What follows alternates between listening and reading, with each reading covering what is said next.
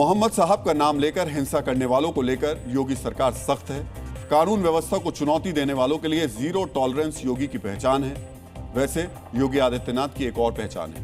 वो पहचान मौजूदा राजनीति में एक से वोट ब्रांड जो ब्रांड होते उस रूप में है। वो पहचान ऐसे भीड़ जुटाऊ नेता की है जिसे राष्ट्रीय स्तर पर लोग ध्यान से सुनते हैं। देश में कहीं भी चुनाव हो, एनडीए के उम्मीदवार अपने क्षेत्र में एक बार योगी की रैली जरूर कराना चाहते हैं। चुनाव के वक्त उनका डिमांड मीटर बहुत ऊपर रहता है। अभी बिहार में चुनाव है और वहां के बीजेपी नेता भी यूपी के मुख्यमंत्री से अपॉइंटमेंट फिक्स कराना चाहते हैं। इसलिए आज हम योगी की पॉपुलैरिटी मीटर का विश्लेषण करने वाले हैं।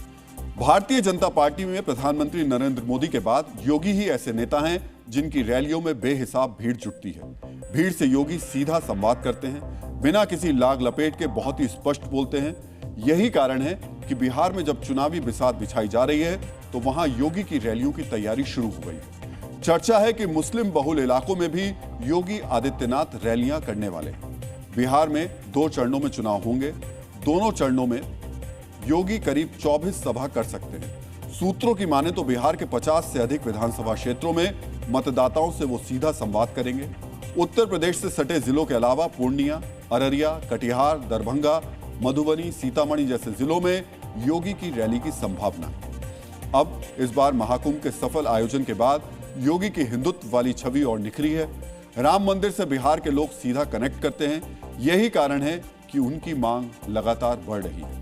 मित्रों, हार्ड हिंदुत्व की छवि वाले योगी अपने वोटर से संवाद करते हुए उन्हें साफ और सरल शब्दों में संदेश दे देते हैं।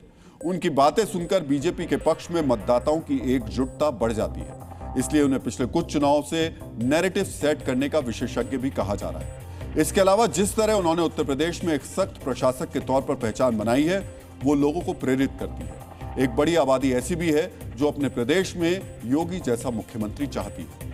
बिहार में योगी की रैली की तारीख अभी तय नहीं हुई है, लेकिन सीमांचल में उनकी प्रतीक्षा कर रहे समर्थक उत्साहित हैं। जी न्यूज के संवाददाता ने अलग अलग क्षेत्रों में लोगों से बात की। उन्होंने क्या कहा वो सुनिए।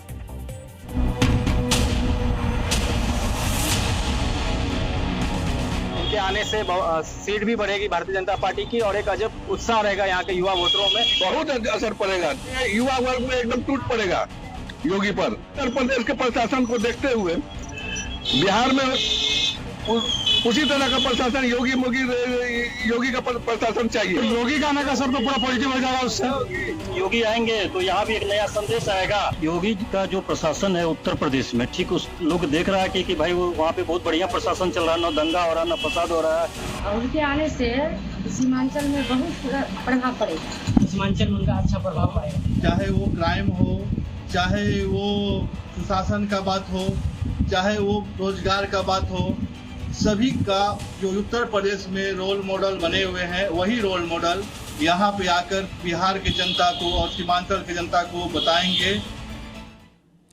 सुना आपने। अधिकतर लोग योगी को एक मॉडल मुख्यमंत्री की तरह देख रहे हैं, लेकिन कुछ लोग ऐसे भी हैं जिन्हें नहीं लगता है कि बिहार में उनका कोई असर होगा। ऐसे कुछ नेता भी हैं जिन्हें लगता है कि योगी के बिहार दौरे से बहुत अधिक फर्क नहीं पड़ेगा।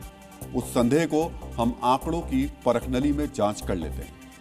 इसी बिहार में 2020 के चुनाव में योगी ने 18 सीटों पर प्रचार किया था, जिनमें से 12 सीटें बीजेपी ने जीती थी। इसका अर्थ यह हुआ कि योगी की स्ट्राइक रेट तब 67% थी।